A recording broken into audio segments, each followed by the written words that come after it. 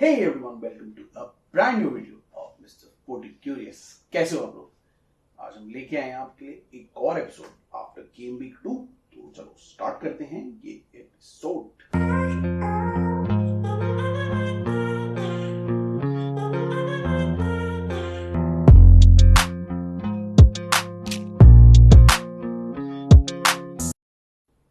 Guys, welcome back to the episode. Game week 2 के बाद अब दूसरा एपिसोड, एक और एपिसोड तो आ गया है और आज भी हम डिस्कस करेंगे 3 इंपॉर्टेंट मैचेस के रिव्यूज और बाकी की जो खबरें आई हैं फुटबॉल की वर्ल्ड से पिछले कुछ टाइम पे। तो स्टार्ट कर लेते हैं पहले खबरों से, फिर मैं मैच के रिव्यू करूंगा। खबरें क्या क्या आई हैं? सबसे पहले कुछ transfers. Mitrovic to Al Hilal is done. Mitrovic join कर चुके हैं नेमार के साथ, कुलीबाली के साथ to Al Hilal. Super transfer for Al Hilal. बहुत ही बढ़िया प्लेयर उनको मिल गए हैं। एक ऐसे प्लेयर जो अभी भी अपने एक तरीके से प्राइम में है और अल हिलाल को काफी अच्छा कंट्रीब्यूशन दे सकते हैं along with Neymar.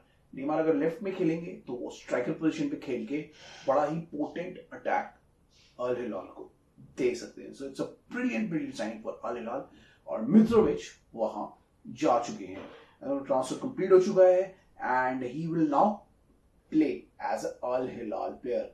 Bye the way, Al Hilal की बात करें तो अगर आपने उनकी नेमार की प्रेजेंटेशन देखी हो तो वो इनसेन प्रेजेंटेशन थी उनकी जो उन्होंने करी थी। नेमार ने अपने सोशल मीडिया अकाउंट में लगा रखा है, तो if you want to watch you can go and watch the presentation. बड़ी जबरदस्त प्रेजेंटेशन देते हैं वो लोग और जो नेमार वाली प्रेजेंटेशन थी वो बहुत ही अल्टीमेट थी। बाय द वे, मित्रोविच जो साइनिंग है वो अल हिलाल के लिए बहुत ही जबरदस्त साइनिंग है। तो मित्रोविच तो चले गए अल हिलाल। और किसका ट्रांसफर हुआ है? अभी रिसेंट में सुनने में आया है कि Manchester City are about to sign Jeremy Doku from Rennes. 55-60 million के लेफ्ट विंगर हैं, फॉरवर्ड हैं जो खेलते हैं एंड लेफ्ट विंगर तो नहीं कहूंगा मैं, राइट विंग में खेलते हैं बेसिकली। ही कैन प्ले जितने भी टॉप पोजीशन होते हैं उसमें खेल सकते हैं। मैनचेस्टर सिटी ने भी मारेस को खो दिया था, तो मारेस का एक तरीके से रिप्लेसमेंट है एंड मैनचेस्टर सिटी काफी टाइम से ढूंढ रही थी प्लेयर्स को। अभी केडीबी भी इंजर्ड हो गए हैं तो देखते हैं कि वो मिडफील्ड में क्या करेंगे, बट अभी फिलहाल के लिए मारेस की जगह उन्होंने डोकू को ले लिया है जो बहुत ही जबरदस्त पावरफुल डायनामिक फॉरवर्ड विंगर हैं और फॉरवर्ड पोजीशंस पे खेल सकते हैं और बहुत ही पोटेंसी ला सकते हैं मैनचेस्टर सिटी के ऑलरेडी इतने पोटेंट अटैक में। जो मैच होता है उसके बारे में बात करेंगे, बट मैनचेस्टर सिटी को प्लेयर तो चाहिए था और उनको फाइनली ये प्लेयर मिल गया है। So Jeremy Doku to Manchester City is almost done. अभी फर्स्ट पार्ट ऑफ मेडिकल हो गया है, सेकंड पार्ट हो रहा है और जैसे ऐसे ये वीडियो रिलीज होगा मे बी तब तक अनाउंस हो जाएगा या फिर उसके कुछ दिनों में अनाउंस हो जाएगा। तो जेरेमी डोकू चले गए हैं मैनचेस्टर सिटी और कुछ और प्लेयर भी हैं जो इधर उधर शिफ्ट कर चुके हैं। हम बात कर लेते हैं एक और प्लेयर की, वो है जॉर्जी पेट्रोविच जिन्हें चेल्सी ने खरीदा है। ये एक तरीके से गोलकीपर है रॉबर्ट सैंचेज को कॉम्पीट करने के लिए, उनका कंपटीशन देने के लिए, और ये खरीदे गए हैं न्यू इंग्लैंड रेवोल्यूशन से जो कि एक एमएलएस टीम है और बहुत बड़े टॉल गोलकीपर है विद गुड स्टॉपिंग एबिलिटी और he will basically be like a big presence in the goal। तो देखते हैं वो कितना compete करते हैं रॉबर्ट सैंचेज। रॉबर्ट सैंचेज अभी मेन गोलकीपर बन चुके हैं, केपा तो चले गए रियल मैड्रिड। तो रॉबर्ट सैंचेज के कंपटीशन में इनको लिया गया है। सर्बियन है एंड ही इज यंग, मतलब इतने यंग नहीं है, he is somewhere around 24-25 and he is just ready to be slotted in अगर उनकी जरूरत होगी। अभी तो मेरे ख्याल से रॉबर्ट सैंचेज ही खेलेंगे, उसके बाद अगर रॉबर्ट सैंचेज से परफॉर्म नहीं करते तो इनको लाया जाएगा। तो देखते हैं ये कैसा परफॉर्म करते हैं। अभी तो ये आ जाएंगे, इनके मेडिकल टेस्ट बुक हैं तो जल्दी ये ज्वाइन कर लेंगे चेल्सी। तो चेल्सी ने भी ज्वाइनिंग कर ली है एक और अभी चेल्सी दूसरे प्लेयर्स को भी लाने की पूरी कोशिश कर रहा है। तो देखते हैं अभी चेल्सी में कौन आता है और कौन आता है। चेल्सी एक अटैकिंग मिडफील्डर का भी सोच रही है, कैम और अटैकिंग मिडफील्डर, क्योंकि अभी मैं बताने वाला था आपको, चलो मैं बता ही देता हूं कि चुकुमेका बेसिकली इंजर हो गए। चेल्सी के मैच में अच्छा परफॉर्म कर रहे थे और चेल्सी के मैच में इंजर हो गए, उनकी सर्जरी भी हो गई है नी पे और अपेरेंटली 6 वीक्स के लिए वो भी आउट है। लुकुंकू भी बाहर है जनवरी तक। तो चेल्सी अभी अटैकिंग एक प्लेयर को देख रही है to play alongside the wingers and striker. तो लुकुंकू के साथ जैक्सन का अच्छा कॉम्बिनेशन बैठ गया था, बट क्योंकि लुकुंकू भी बाहर हो गए, चुकुमेका भी बाहर हो गए, तो देखते हैं चेल्सी किसको लेके आती है। अब भी कोई नाम सामने नहीं आ रहा, but they are still 10 days left. तो चेल्सी किसी ना किसी को तो लेके आएगी। उनकी नजर में कुछ लोग हैं और उनको बहुत जरूरत भी है अटैकिंग मिडफील्डर कम विंगर की। मैं बताऊंगा क्यों मैच रिव्यू में। बट चेल्सी जल्दी ही किसी अटैकिंग मतलब अटैकिंग और कैम और मिडफील्डर का जो कैम की मिडफील्डर बोल रहा हूँ, कैम और विंगर का जो कॉम्बिनेशन है, ऐसे प्लेयर को लाना चाह रही है।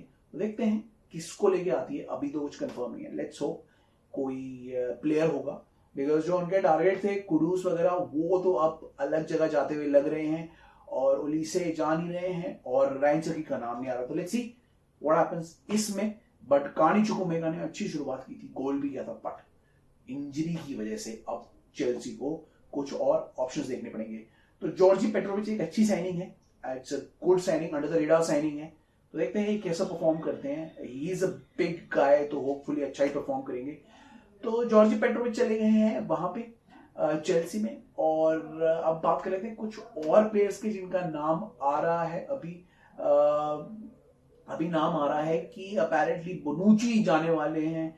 बोनुची का नाम आ रहा है, he can go to other club. अभी गैब्री वेगा नापोली जाने वाले हैं, लेकिन उनकी डील में कुछ इशू हो गया है, तो अभी वो डील सॉर्ट आउट करने में लगे हुए हैं अपनी। लेकिन Gabri Veiga to Napoli is a big possibility और वो भी जा सकते हैं। फिर लुइस हॉल तो न्यूकासल ज्वाइन कर ही चुके हैं। वो वहां पे जाके अब मतलब अपने पेपर सब साइन कर चुके हैं and he will be announced as a Newcastle player. तो गुड फॉर लुइस हॉल। और भी कुछ ट्रांसफर्स अभी आ रहे हैं जिनके बारे में हमें अभी बात नहीं करने वाला, क्योंकि अभी ट्रांसफर विंडो बहुत क्लोज आने वाली है और इतने सारे ट्रांसफर हो गए। अब बहुत सारी ट्रांसफर न्यूज भी आ रही है और आगे आने वाले 10 दिनों में भी बहुत सारे ट्रांसफर्स होने वाले हैं। तो हम भी ध्यान रखेंगे और आने वाले वीडियोस में आपके लिए ट्रांसफर न्यूज भी लेके आएंगे। But right now let's talk about the matches that happened in game week 2। हम गेम 2 के सारे मैचेस की बात नहीं करेंगे, 3 इंपॉर्टेंट मैचेस की बात करेंगे, मेन मैचेस हैं एंड उनको डिस्कस करके उनके बारे में अपना ओपिनियन देंगे। उसके बाद नेक्स्ट वीडियो में we will talk about other leagues as well. Other leagues को हम नजरअंदाज नहीं करेंगे, सिर्फ प्रीमियर लीग की बात नहीं करेंगे, अदर लीग्स की भी बात करेंगे। तो सारी लीग्स की मैं बात करूंगा। हैरी केन के गोल के बारे में भी बात करेंगे, वो नेक्स्ट वीडियो में। इस वीडियो में will talk about premier league के गेम वीक 2 के 3 इंपॉर्टेंट मैचेस की। पहला बात करेंगे हम मैनचेस्टर यूनाइटेड वर्सेस टॉटनहम का जो मैच हुआ था। मैनचेस्टर यूनाइटेड और टॉटनहम का जो मैच था, टॉटनहम हॉटस्पर स्टेडियम में हुआ था। अब Manchester United was playing well, तो इनिशियली उनको चांसेस मिले थे और चांसेस कन्वर्ट करने में उनको बहुत इशू हुआ। प्रॉब्लम इज कि मैनचेस्टर यूनाइटेड में स्ट्राइकर नहीं है, रास्मुस हॉलैंड अभी आया नहीं है और उसकी जगह मार्कस रैशफोर्ड को आगे खिलाया जा रहा था जो नहीं खेल पा रहे थे वो। तो हो कह रहा था कि वो चांसेस बना रहे थे लेकिन उन्हें कन्वर्ट नहीं कर पा रहे थे। स्पर्स थोड़ा आराम से खेल रही थी, मेजर्ड होकर खेल रही थी और वो चांसेस दे रही थी मैनचेस्टर यूनाइटेड को और मैनचेस्टर यूनाइटेड ने कन्वर्ट नहीं कर पाए, वो उनकी गलती है। उसके बाद कन्वर्जन नहीं हुआ क्या, सबको ऐसा लगा Manchester United will get better in second half और वो सेकेंड हाफ में अच्छा कॉम्पिटिशन देगी। बट सेकेंड हाफ में कंप्लीटली ऑपोजिट हो गया और स्पर्स ने डोमिनेट करना शुरू कर दिया। स्पर्स के मिडफील्डर्स खेलने लग गए अच्छा, स्पेशली बिसुमा की बात करूंगा। Bissouma playing very well in that day, on that day. तो बिसुमा अच्छा खेल रहे थे, बिसुमा ने मिडफील्ड कंट्रोल लिया और स्पर्स को अटैकिंग मोड में एकदम से ले आए। सेकेंड हाफ में स्पर्स ने इतना अच्छा अटैक करने शुरू किया कि मैनचेस्टर यूनाइटेड को समझ में नहीं आया कि क्या करे। टेन हाग कंफ्यूज हो गए कि सडनली इनमें इतनी एनर्जी कहां से आ गई और अटैक कैसे करने लगे। और क्योंकि मैनचेस्टर यूनाइटेड अपनी चांस को कन्वर्ट नहीं कर पाए थे, इसलिए मैच फंसा हुआ था और स्पर्स ने अपनी चांसेस बनाई, गोल किए और मैच जीत गए। तो ओवरऑल अगर आप देखो सेकेंड हाफ में कंप्लीट डोमिनेशन था स्पर्स का और मैनचेस्टर यूनाइटेड ज्यादा कुछ नहीं कर पाए। फर्स्ट हाफ में भी कुछ जगहों पे स्पर्स का डोमिनेशन था और Manchester United most of the half में अच्छा खेली थी। ओवरऑल दो क्योंकि मैनचेस्टर यूनाइटेड अपनी चांसेस कन्वर्ट नहीं कर पाई और सेकंड हाफ में उनकी मिडफील्ड नॉन एग्जिस्टेंट हो गई थी, इसकी वजह से वो हार गए। स्पेशली मेसन माउंट को लेके बहुत इशू हुए, बहुत बात करने लगे लोग मेसन माउंट की, कैसेमिरो की। वो नॉन एग्जिस्टेंट थे, वो उनके बिजुमा बिल्कुल उनको तोड़ के बीच में से निकल जाते थे। तो मैनचेस्टर यूनाइटेड को काफी कुछ सॉर्ट आउट करना पड़ेगा, specially in midfield. Mount, Fernandes और इसकी कैसेमिरो की जो मिडफील्ड है वो ढंग से बन नहीं पा रही है, तालमेल नहीं बन पा रहा है उनमें, और वो आराम से बाईपास हो जा रहे हैं। तो स्पर्स उनसे ज्यादा तगड़ी, ज्यादा डोमिनेटिंग साइड लग रही थी, स्ट्रॉन्ग साइड लग रही थी, और इवेंचुअली उन्होंने मैच को सेकेंड हाफ के परफॉर्मेंस की वजह से जीत लिया। ना स्पर्स की तरफ से भी परफेक्ट परफॉर्मेंस नहीं थी, पर कुछ प्लेयर्स ने बहुत अच्छा खेला। कुलुसेव्स्की और बिसुमा की बात करूंगा मैं स्पेशली, और जो उनके गोल स्कोरर थे उन तीनों ने बहुत अच्छा खेला। यूटो की शायद उनका नाम, मेरे को नाम अभी एकदम कंफ्यूजन हो रही है, लेकिन इन तीनों ने स्पेशली बहुत अच्छा खेला। और बिसुमा की भी बात करूंगा, बिसुमा ने पूरा मिडफील्ड डोमिनेट किया सेकंड हाफ में, कुलुसेव्स्की ने उनके अटैक में हेल्प करी, एंड फाइनली ओवरऑल अगर आप मैच में देखेंगे तो स्पर्स वर द बेटर टीम और वो ये मैच जीत गए। तो यूनाइटेड के लिए बहुत इश्यूज है, उनको सॉर्ट आउट करने। अगले मैच उनका थोड़ा इजी है, तो देखते हैं कि अगले मैच में कैसे कमबैक करेंगे। टेन हाग को लेके बहुत कुछ अभी मीडिया में आ रहा था, but I think next match में उन्हें हर चीज अपनी सॉर्ट आउट करनी पड़ेगी और वापस आना पड़ेगा फॉर्म में। तो ये मैच में तो ओवरऑल क्योंकि स्पर्स वर द बेटर टीम, तो स्पर्स जीत गई और ये फेयर रिजल्ट रहा। बाय द वे, जो पेनल्टी मैनचेस्टर यूनाइटेड को नहीं मिली थी, मेरे हिसाब से वो पेनल्टी थी, लेकिन मुझे ऐसा लगता है because of the new rule शायद इसी वजह से उसको पेनल्टी नहीं दिया गया।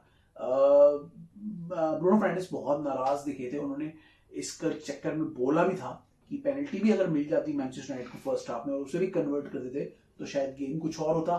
बट ऐसी चीजें होती हैं फुटबॉल में, इसका मतलब ये नहीं होता कि आप सेकंड हाफ में बिल्कुल ही खराब खेलो और गेम को छोड़ दो। So it was overall a good performance by Spurs and a very bad performance by Manchester United, specially in the second half. First half में मैं नहीं बोलूंगा, दे वर डिसेंट, बट सेकंड हाफ में completely lost it and it was a very bad performance by Manchester United.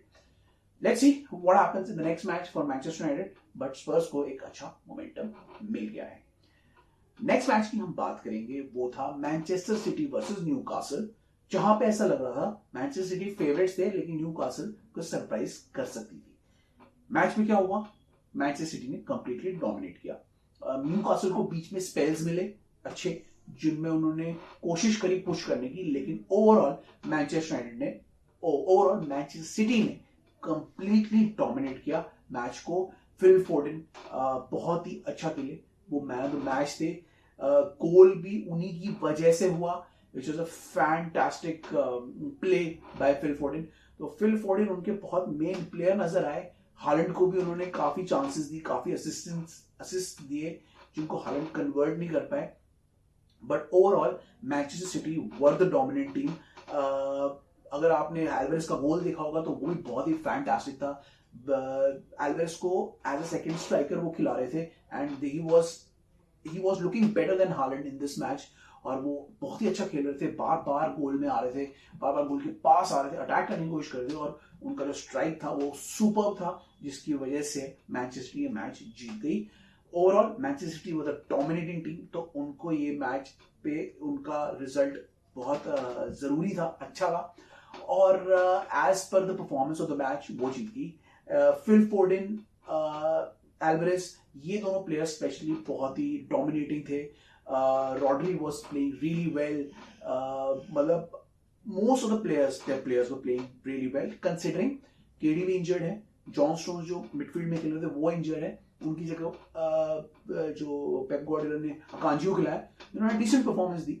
John Stones जितनी अच्छी नहीं दे पाए लेकिन डिसेंट परफॉर्मेंस दी, बट जॉन स्टोन्स, केडीबी के माहरेज के ना होने की वजह से, गुंडोगन के ना होने के बावजूद सिटी इतनी अच्छी टीम है, अभी इतना अच्छा खेलती है कि उन्होंने कोई मौका नहीं दिया न्यूकासल को वापस आने का। और दो उन्होंने एक ही गोल किया और हालैंड ने चांसेस मिस किए, लेकिन पूरा डोमिनेशन बना के रखा, लास्ट में मैच को कंट्रोल किया एंड फाइनली ये मैच आसानी से जीत लिया। 1-0 की जो स्कोर लाइन है वो 2-0, 3-0 भी हो सकती थी अगर हालैंड अपनी चांसेस ले लेते, but overall Manchester City was the dominating team and they deserve to win this match. तो अब क्योंकि उन्होंने जेरेमी डोकू को ऐड कर लिया है, उनके लिए बहुत ही पावरफुल प्लेयर आ गए हैं। महारेस का रिप्लेसमेंट तो उन्होंने ढूंढ लिया है, गुंडोगन की जगह उन्होंने अभी कोचिस को रखा है, जो बाय द वे अच्छा खेले काफी, कोच के साथ वो एक और बंदे को भी ढूंढेंगे. Let's see what Manchester City does, but overall they still are the favourites. They still look the better team and they still look a team जिसको सब लोग हराने की सोच रहे हैं. तो ये था मैनचेस्टर सिटी का मैच. अब हम मैनचेस्टर सिटी से बात करते हैं तीसरे इंपॉर्टेंट मैच की, जो था Chelsea versus West Ham. Chelsea versus West Ham match था वेस्ट हैम के स्टेडियम में, और सब लोग उम्मीद करते कि नई चेल्सी है, नया प्री सीजन था, अच्छा मैच था फर्स्ट लिवरपूल के अगेंस्ट, तो ये मैच में चेल्सी जीतेगी. बट ऐसा नहीं हुआ. फर्स्ट हाफ में चेल्सी काफी अच्छा खेली, उन्होंने उनको चांसेस भी मिले और गोल भी खा गई. Bye the way first 10 minutes में तो इतना अच्छा नहीं खेली, गोल भी खा गई, लेकिन उसके बाद चेल्सी ने पिकअप किया, लेवल किया और पेनल्टी भी ली जो एंजो फर्नांडिस ने मिस कर दी. और ओवरऑल फर्स्ट हाफ में उन्होंने बहुत अच्छा खेला. जो चेल्सी की तरफ से गोल किया वो चुकुमेका ने किया, और चुकुमेका एक बहुत ही अच्छे कैम निकल के आ रहे थे in the absence of Nkunku, but unfortunately उसके बाद वो इंजर हो गए और उसके बाद से चेल्सी का पूरा शेप खराब हो गया. तो ओवरऑल चुकुमेका ने अच्छा परफॉर्मेंस दिया जितना वो खेले, और चेल्सी फर्स्ट हाफ में ऐसी दिखी कि पूरी डोमिनेटिंग और एक अच्छी साइड दिखी, जो ऐसा लग रहा था कि सेकेंड हाफ में अच्छा परफॉर्मेंस देके जीत जाएगी. लेकिन जब सेकेंड हाफ स्टार्ट हुआ तो चेल्सी थोड़ा स्लो खेलने लगी, ये सोच के कि वो गोल कर ही देंगे. हुआ क्या, चेल्सी ऑल्दो इतना अच्छा नहीं खेल रही थी सेकेंड हाफ में, लेकिन शुरू में उन्होंने अपना पोजीशन रखा हुआ था, पोजीशन स्ट्राइक्स उनके बहुत अच्छे थे. लेकिन क्या हुआ, against the run of play West Ham ने गोल कर दिया. आपको पता ही है मिकेल एंटोनियो है फ्रंट में, और वो बड़े तगड़े स्ट्राइकर हैं जिनको अगर बॉल मिल जाए तो वो कहीं से भी गोल कर सकते हैं, और उन्होंने यही किया. 2 डिफेंडर्स को ब्रश ऑफ किया और गोल कर दिया against the run of play. उस समय 1-1 था. चेल्सी ने अपनी पेनल्टी भी मिस की थी फर्स्ट हाफ में, तो चेल्सी का मोरल हो गया डाउन उसके बाद. और उसके बाद चेल्सी पुअर खेलने लगी और वेस्ट हैम डोमिनेट करने लगी. और दो वेस्ट हैम के प्लेयर को, नगुएर को रेड कार्ड भी मिल गया, येलो कार्ड मिला सेकंड, और उनको रेड कार्ड मिल गया, वो चले गए. 10 मैन वाली वेस्ट हैम भी एक बाद में अच्छा खेलने लगी अगेंस्ट 11 मैन चेल्सी. चेल्सी थोड़ा मोरल डाउन होने की वजह से बाद में इतना अच्छा नहीं खेल पाई, और इवेंचुअली लास्ट में एक और गोल खाई गई. It was a really bad debut for Moses Caicedo, जिन्होंने पेनल्टी दे दी और 2-3 बार बॉल भी मिस करी. तो उनके लिए this was a debut to forget, और इतना अच्छा नहीं कर पाए वो अपने डेब्यू में, और उन्होंने गोल भी दे दिया, पेनल्टी भी दे दी, और चेल्सी फाइनली 3-1 से हार गई वेस्ट हैम से. अगर मैं प्लेयर परफॉर्मेंस की बात करूं तो मोजेस कैसिडो के लिए हॉरिबल डेब्यू था. उन्होंने बिल्कुल अच्छा नहीं खेला, वो ऐसा लग रहा था मैच फिट नहीं है. जो लास्ट में उन्होंने स्ट्रैटेजी की पोचेटिनो ने विद जो अपने चिलवेल को आगे विंगर के खिलाया, वो भी अच्छी स्ट्रैटेजी नहीं थी. पीछे कोई था नहीं, और बाद में जब दोनों राइट बैक और लेफ्ट बैक को उन्होंने सब कर दिया, वो भी एक अच्छी स्ट्रैटेजी नहीं थी, जिसकी वजह से साइड से चेल्सी बिल्कुल खाली हो गई. तो Chelsea before Chukwuemeka injury was playing really well, but Chukwuemeka के जाने के बाद कैम उनके पास नहीं था, तो इसकी वजह से उन्हें बहुत सारे चेंजेस करने पड़े, जिसकी वजह से वो अच्छा नहीं खेल पाई. मोइसेस कैसिडो जब बताया बेकार खेले, इतना अच्छा नहीं खेले, वो मैच फिट नहीं लग रहे थे, रोमियो लाविया टीम में नहीं थे, और मोड्रिक भी इतना अच्छा नहीं परफॉर्म कर पाए. तो ओवरऑल चेल्सी के लिए बहुत ही पुअर था ये मैच. जैक्सन भी अच्छा परफॉर्मेंस नहीं दे पाए, और ओवरऑल जो टीम थी फर्स्ट हाफ में जितना अग्रेसिवनेस दिखा रही थी वो सेकंड हाफ में नहीं दिखा पाई, and they did not perform well in the second half. तो चेल्सी के लिए मैनचेस्टर यूनाइटेड के टीम्स के लिए बहुत बड़ी प्रॉब्लम खड़ी हो गई है. They are not able to pick up, और अब उन्हें अपनी टीम में ड्रास्टिक चेंज लाने पड़ेंगे आगे परफॉर्मेंस देने के लिए और अच्छा परफॉर्म करने के लिए. तो let's see what happens next week. Hopefully ये लोग बाउंस बैक करेंगे. चेल्सी का अगला मैच कंपैरेटिवली इजी है, मैनचेस्टर यूनाइटेड का भी इजी है. So let's see what happens next week. But अभी के लिए इनको बहुत मेहनत करनी है और बहुत ज्यादा अपने आप को इंप्रूव करना है to be in the top 5 itself. तो चेल्सी और मैनचेस्टर यूनाइटेड को बहुत ज्यादा मेहनत करनी पड़ेगी. ब्राइटन बहुत अच्छा खेल रही है, मैनचेस्टर सिटी बहुत अच्छा खेल रही है, both teams are playing really well. और ओवरऑल ये गेम वीक ने ये दिखा दिया है कि जो फेवरेट्स हैं वो फेवरेट्स ही अभी दिख रही हैं. बाकी की टीम्स को अभी बहुत मेहनत करनी पड़ेगी, अपने स्क्वाड्स में अपने प्लेयर ऐड करने पड़ेंगे, मिडफील्ड में प्लेयर्स लाने पड़ेंगे, अटैक में प्लेयर्स लाने पड़ेंगे. देखते हैं ये टीम्स अभी क्या करती हैं. ट्रांसफर मार्केट पे भी हम नजर रखेंगे मैचेस पे भी हम नजर रखेंगे and we will bring you more reviews in the next episode. Next episode में हम टॉप लीग्स की बात करेंगे, ला लीगा की भी बात करेंगे, बहुत अच्छे मैच हुए थे, बायर्न की भी बात करेंगे और पीएसजी की भी बात करेंगे।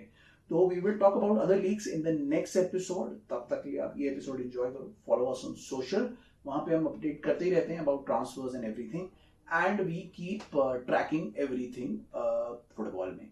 बाय द वे, जो एक सीरीज हम पहले ही स्टार्ट करने वाले थे उसके साथ हमने दूसरी सीरीज भी ऐड कर दी है। We will bring you that series. पहला एपिसोड हम लेके आएंगे जल्दी, जहां पे हम फुटबॉल की इंटरेस्टिंग स्टोरीज आपको बताएंगे। मैं मतलब नरेट करूंगा एंड आई टेल यू ये स्टोरीज कहाँ से आई।